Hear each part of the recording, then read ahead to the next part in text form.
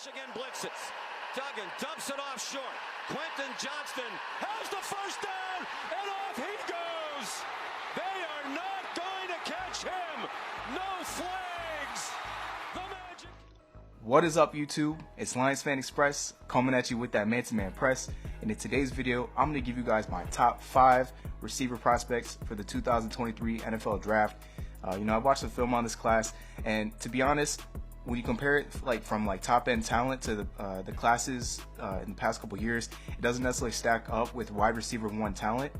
But there's still a lot of great players in this class, a lot of solid receivers that can potentially be wide receiver 1s in the NFL and make plays. So I'm really excited to break it down, give you guys my thoughts and opinions on this, and yeah, let's see who I have on my list. So at number 5, I have JALIN HYATT from Tennessee. He's 6 foot tall, 180 pounds, and I watched his games against Kentucky, Georgia, and Alabama, so that's all good SEC competition. His wide receiver comp for me is kind of like John Ross or kind of like a Jameson Williams. So as you guys can probably tell from that, he is fast, and I truly believe that he plays like those guys. He's a deep threat speedster that can blow by defenses with his second gear. He has a long, lean body and the ability to locate the deep ball. His speed and acceleration are almost like Jameson Williams. When I watch him on tape, they have very similar tape, and I believe that he can run a top 5 40 time at the draft. Again, he's definitely one of those guys to watch when he runs his 40, because I think he's going to have one of the fastest times at the combine. He has soft hands and solid route running, but his calling card will be as a deep threat. Will be able to handle the press since he's not very strong or physical as a receiver, and he's kind of on the lighter weight too. And his route tree is very limited, and also his skills kind of just make him a really ideal wide receiver 2 with the potential to be a wide receiver 1. In my opinion, I think that he can possibly sneak into the first round. It's a very small chance, but realistically, he's probably a day 2 prospect, so probably the 2nd or 3rd round at the latest is where he'll be drafted. At number 4, I have Zay Flowers from Boston College. This guy, I watched games against, him play against Wake Forest, Rutgers, and a couple other games as well. My wide receiver comp for him is Tyreek Hill. Again, he's not quite as fast as Tyreek Hill, but it's pretty close. When I watch their tapes, he definitely reminds me of Tyreek Hill, just because, again, he's another fast receiver that can make plays with the ball in his hands, and another receiver who I believe that he's going to run really fast at the NFL Combine. Don't be surprised if he runs like a 4.3 at that Combine, because, again, the tape backs it up that he is a fast guy. And then my analysis on him is, again, he kind of reminds me of slightly slower Tyreek Hill. He's fast and electric with the ball in his hands, primarily a deep threat who has shown the ability to make catches at all levels as well. He creates throwing lanes for the quarterback by breaking his routes at sharp angles, so he has good change of direction. When the ball is misplaced, his body is able to adjust to where the ball is and make tough catches look easy.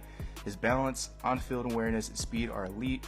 The only knocks I have on him are his lack of production, which he did improve on in his senior year. This was more of his junior year analysis as well.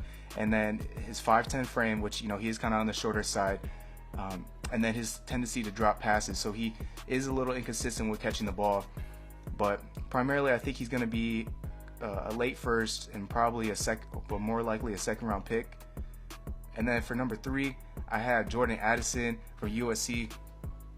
He's 6 foot, 175 pounds. So he actually, I started watching him when he was at Pitt with Kenny Pickett, and I was kind of watching Kenny Pickett film, and I was like, who is this Addison guy? But really, when I started watching more of his film, I was like, okay, this guy can really play. And again, he was really making Kenny Pickett look like a 1st round pick, which obviously he was. But and then he ended up transferring to USC with Caleb Williams and still continued to produce at a high level. And again, with his games, I watched his games against Utah, UCLA, and Rice. My receiver comp for him is Devontae Smith, because they're both smaller built receivers. At only 175 pounds, he's not very heavy, very on the light side, so he's got to be quick and a good route runner, and to make up for that. So basically, his route running is very sudden, in and out of his breaks. He's able to create separation on the cut. He lines up in the slot on the outside or in the backfield, but I think he's going to be more of a slot receiver at the NFL level. He has good releases and stems off the ball when hit by a defender, and he struggles against DBs as well at times when they're physical. He has good hands, but he prefers to catch with his body, so he's a little bit of a body catcher. A good athlete, but watching this film, he doesn't like show any like elite traits with the ball in his hands. I like, not especially compared to some of these other prospects. I think I really liked his tape in 2021 with Pitt, but his USC tape was solid too. I just don't see a game changer when I watch him. Again, a really good receiver too, but because of his lack of size and because of not being like that elite dominating factor, a force at receiver, that's why I have him at 3 and not my top receiver. And at number 2, I have JAXON SMITH-NJIGBA from Ohio State. He's 6'1", 200 pounds.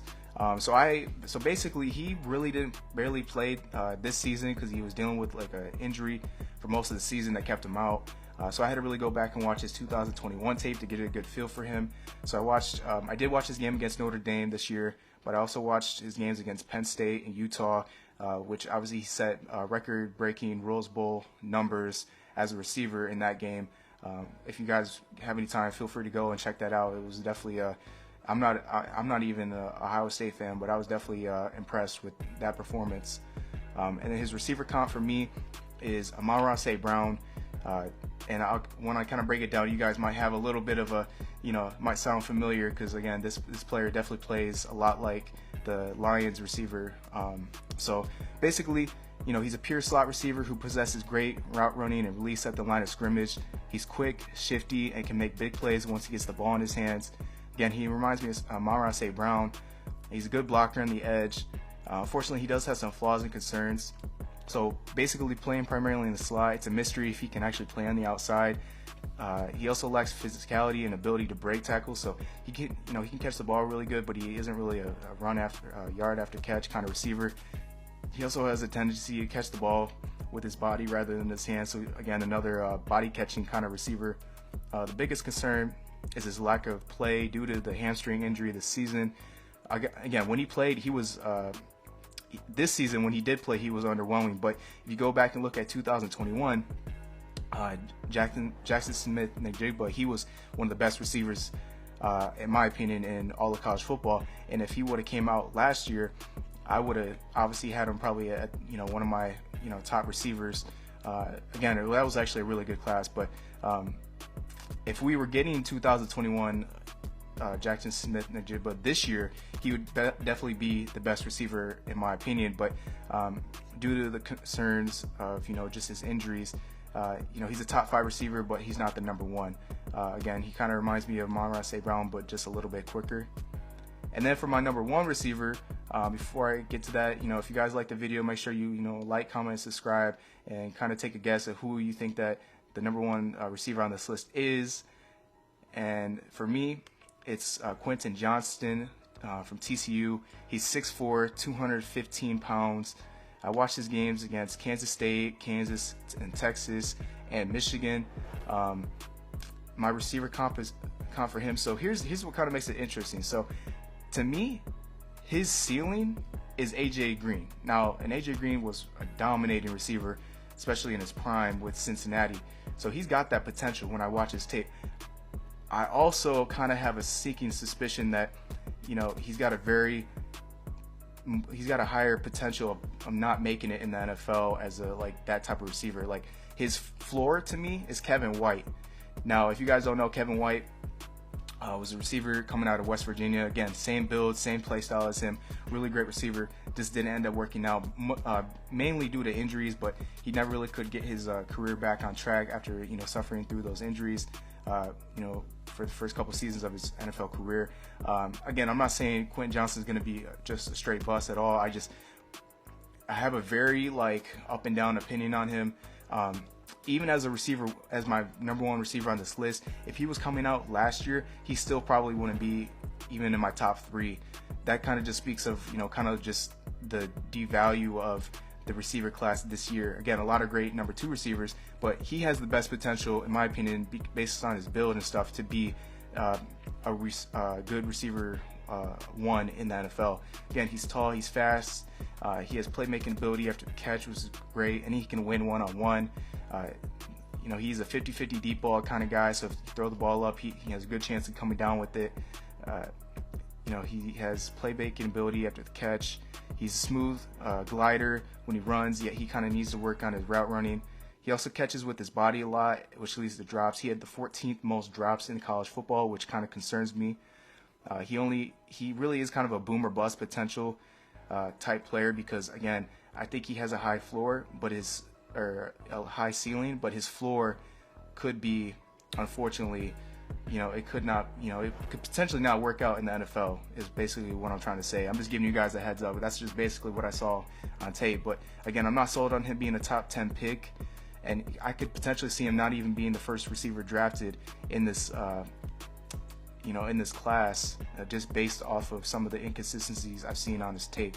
But you know, if I had to, you know, take a guess, I'd put him probably in the mid first round. So he's definitely a first round talent, but where he's gonna go, I'm not really sure. So basically, yeah, you know, those are my top 5 receivers. Again, I like this class. It's not as good as last year's, but and there's also some honorable mentions as well. Like I said, I really like Xavier Hutchinson from Iowa State. Check him out. He reminds me of Kenny Galladay when he was, you know, making plays in Detroit. He's definitely a great receiver. Josh Downs from North Carolina is really solid as well. Kayshon Boutte, not really huge on him, but you know, he's got some potential as maybe a later round pick. And there's a couple other guys too that kind of lit it up, you know, like Jaden Reed from Michigan State at the Senior Bowl. Definitely, you know, look out for these guys. They might definitely creep up on this board, because again, it's just not that front loaded when it comes to talent. But yeah, you know, this is my top 5 receivers. If you guys have any, you know, questions about it, if you agree, if you disagree, you know, I'd love to have a chat down below. And then my next video is going to be tight ends. I'm actually going to get that out soon, so you guys kind of, I know as Lions fans are like, oh, tight ends, like, I know it's not, I'm just doing my due diligence and putting out, you know, prospects for not just, you know, the Lions, but just the NFL teams in general. Because if you want to know more about players that your team might need, you know, you've come to the right place. I've been watching a lot of film on these guys, so I have a pretty decent idea on where they might go and what they might do in the NFL. So, yep, if you guys could, you know, like, comment, subscribe, share the video. I appreciate the support and the love and the, you know, the growth of this channel. You guys mean a lot to me. Just being, you know, good listeners to my videos. And I hope you guys have a great day. And as always, go Lions.